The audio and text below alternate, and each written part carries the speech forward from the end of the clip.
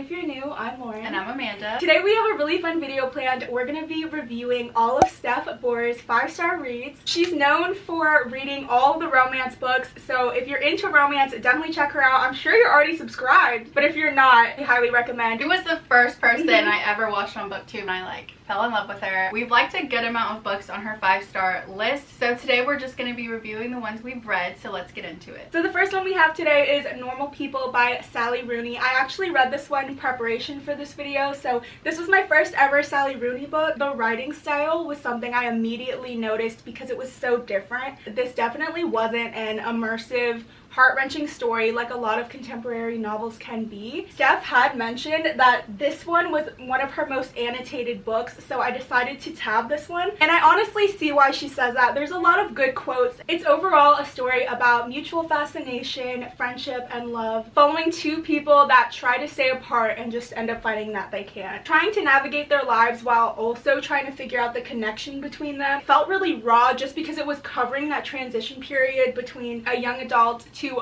full-on being thrown into adulthood, so I feel like that's very relatable, especially to people like our age. Yeah. These kids were together in high school and then drifted apart, but they just keep finding each other. They keep coming back to one another.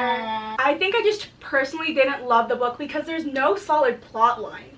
It's very much just character driven. You're following these two people, and it can be infuriating at times because you just want them to communicate with each other. Stuff gets in the way, the timing isn't right, and all of that. Sorry. I do think it was very different, and I think that's why people love it. First, I have Daisy Jones and the Six by Taylor Jenkins Reid. I have been waiting to read this one for so long. After I read The 7 Husbands of Evelyn Hugo, I've been wanting to read everything by Miss Taylor Jenkins Reid, and I loved this one so much. It's about this band that was really popular in the 70s, and we follow how they were formed and their rise to fame and why they broke up. The story was told completely in an interview style, and I absolutely loved that. I did listen to the audiobook while reading this, and I thought each of the narrators did such an amazing job. The audiobook was so good that I started learning early on whose voice was who in the band. I truly felt like while I was listening to the audiobook, it was like I was watching a full-on documentary. I really enjoyed it. The only reason it wasn't a 5-star for me was because I personally loved The 7 Husbands of Evelyn Hugo a little bit more, but I know Steph said it was actually the opposite for her. She loved this one more than The 7 Husbands. I do recommend it. It was really good. Okay. Next up, we have The Song of Achilles by Madeline Miller. And here's the thing. If you have been subscribed for a while, you have heard our thoughts on this book.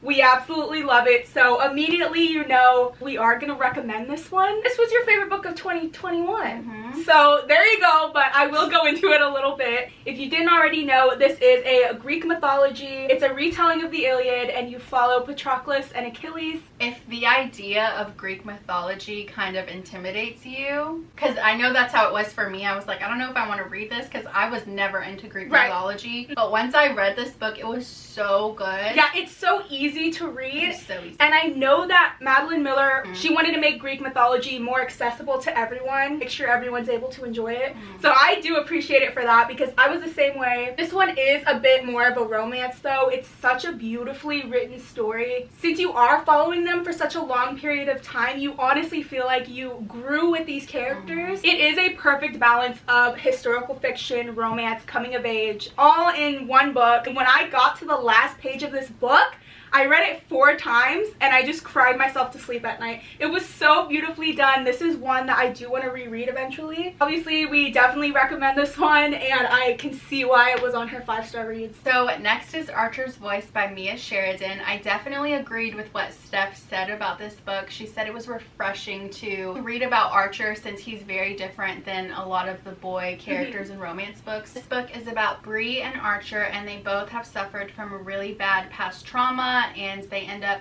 finding each other, and they're just kind of trying to help each other heal from their past. I think the plot itself was very unique. This one was a 4-star read for me, so I highly recommend. So next we have our first Colleen Hoover book. She has a bunch on this list, as she should, and we have All Your Perfects up first. I believe she had said in one of the videos that pretty much all Colleen Hoover books she reads, she gives 5 stars, and she really only talks about her favorites.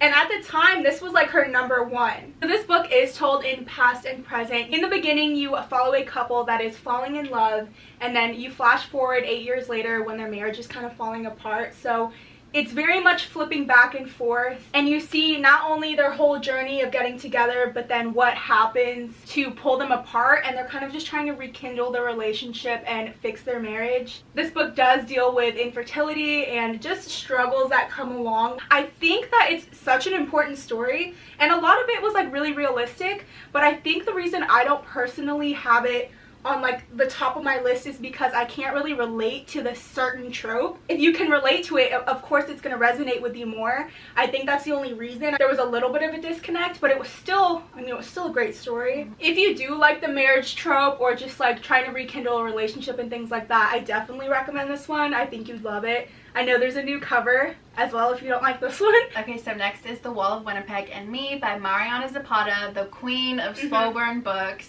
This is about a NFL star named Aiden and assistant Vanessa. Aiden treats Vanessa like complete garbage until one day he needs something from her. So it's true. Like, absolutely not. Yeah.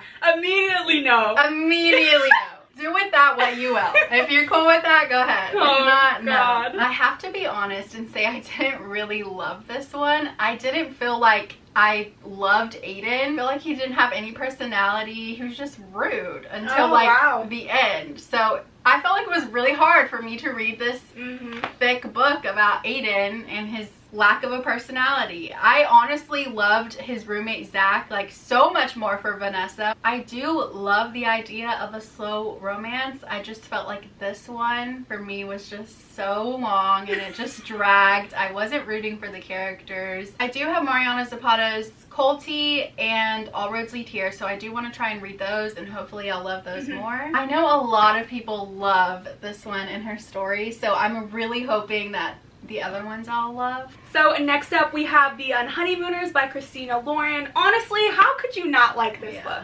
It's just so fun. It's funny, lighthearted read, perfect for the summer. That's when we originally read it. I can see why it's one of Steph's 5 stars. The beginning of the story takes place at a wedding where everyone gets food poisoning except for the sister of the bride and the best man. Olive and Ethan are not each other's biggest fans, but when there's an all expense paid honeymoon up for grabs, they both decide to go on it. This is a bit of an enemies to lovers. It's very much rom-com movie vibes, just like a good lighthearted read. They do touch on like more serious topics, but overall it's just like a really good story. We are so excited for the movie that's about to come out. I completely forgot. I think it's gonna be so good. Overall, really solid read. Go pick this one up if you haven't already, and it would be perfect for summertime coming up. Next is Reminders of Him by Miss Colleen Hoover. I definitely loved it. If you don't know what it's about Kenna, who has just been released from jail after 5 years, and she returns to town trying to reunite with her daughter, but everybody in her daughter's life is determined to shut Kenna out. Another great one by Colleen Hoover. I did finish this one in a day, and I stayed up way too late just because I wanted to know what was going to happen and how it was going to end. I was crying my eyes out but laughing at the same time. I think it's crazy how Colleen is so good at putting in humor when something can be so emotional. You are talented. If you can make me laugh and cry. You are talented, Colleen.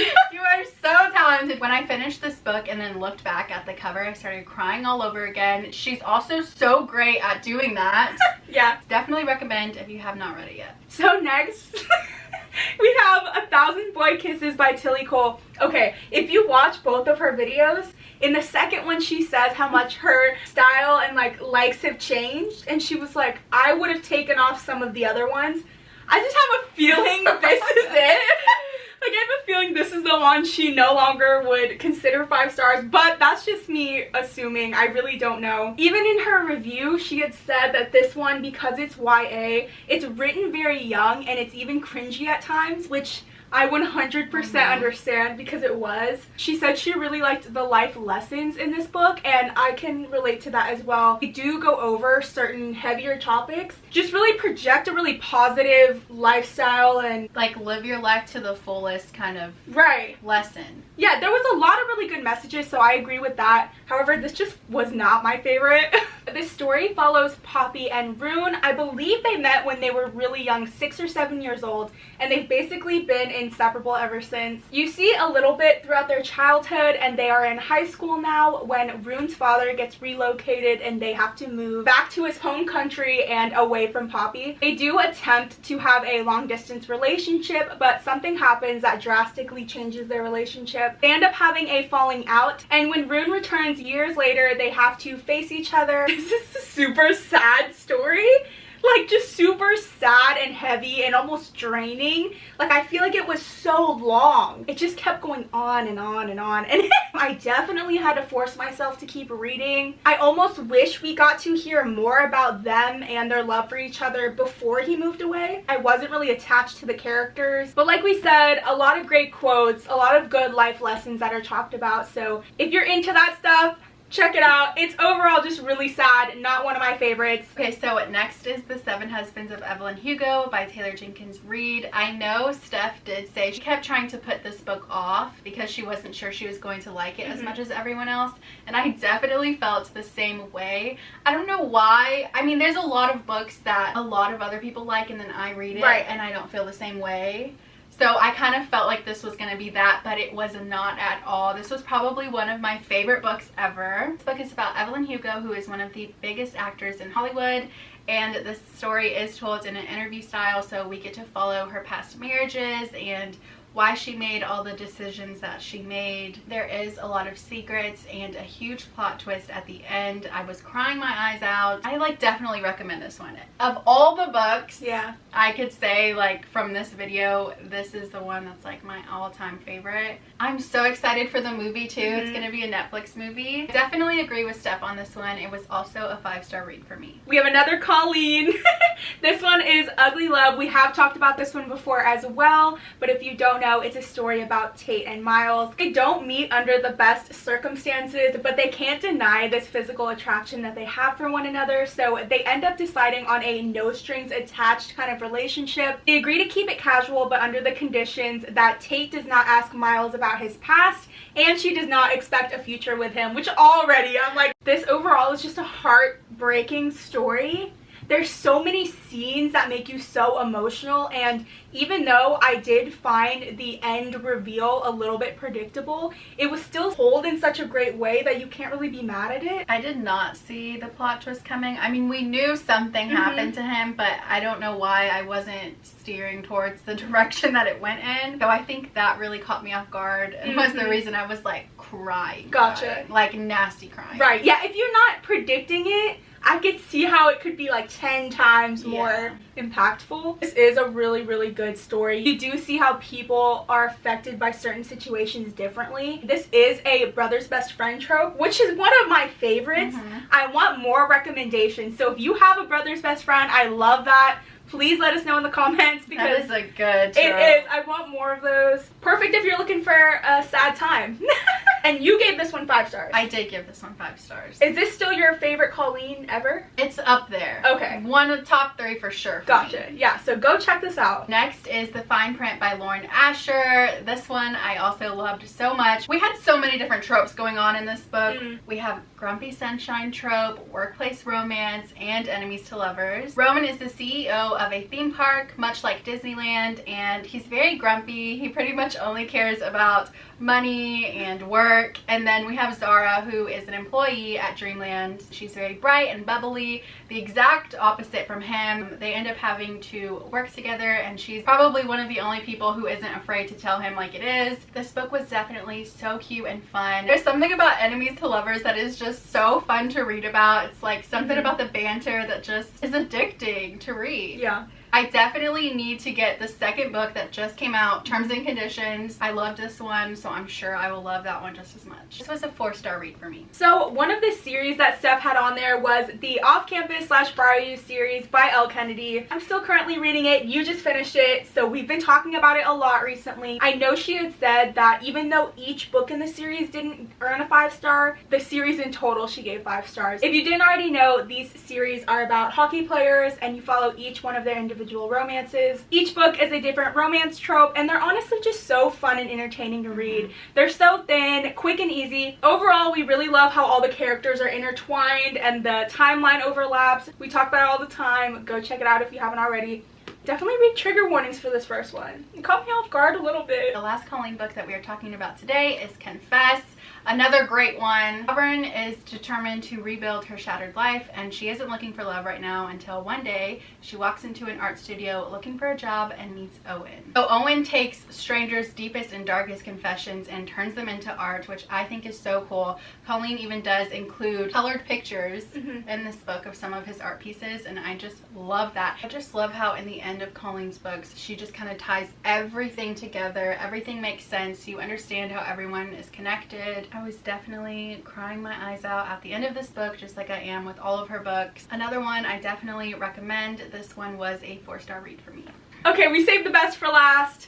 You're definitely tired of hearing about it. We're tired of talking about it, but it honestly deserves all of the attention. Yeah. This one we're both still currently reading right now. If you didn't already know, it's a story about 6 best friends who end up turning into 3 couples. They each have their own romance trope. They are all wealthy, and they come from wealthy families, so they live a very luxurious lifestyle, and you kind of just see the drama and situations that they get put in. The story is very character driven. These are some of the most developed characters that I've ever read about. There's definitely someone that each person I think could connect to. Friends to lovers, grumpy sunshine, rivals to lovers. There's something for everyone. This whole series is super steamy, but it also deals with heavier topics like addiction, PTSD, mental health, neglect, love, OCD, pretty much everything. So I really appreciate it. I think it's a really good balance between character development, the love stories, but also again dealing with those topics. So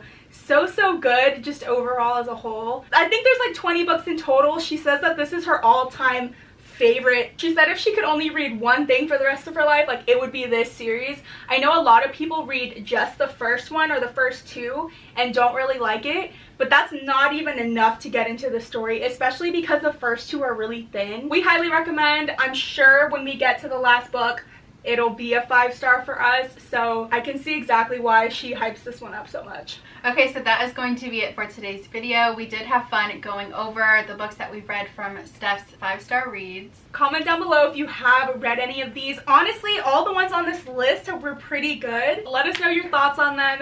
There's so many that she also has that we have yet to read. So if we end up reading those, maybe we could do a part 2. We put out new videos every Wednesday and Friday. If you haven't already, make sure to like and subscribe, and we'll see you guys next time. Bye.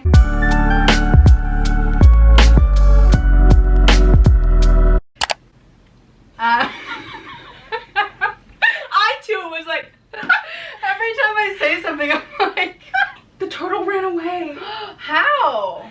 They put him outside to feed him. He escaped. He climbed the green onion, and I guess he fell to the ground and ran away. Aww. I know, it was so sad. But honestly, I was like, if he went through that much to get away, he wanted to get away. I mean, I'm sure he did. Right.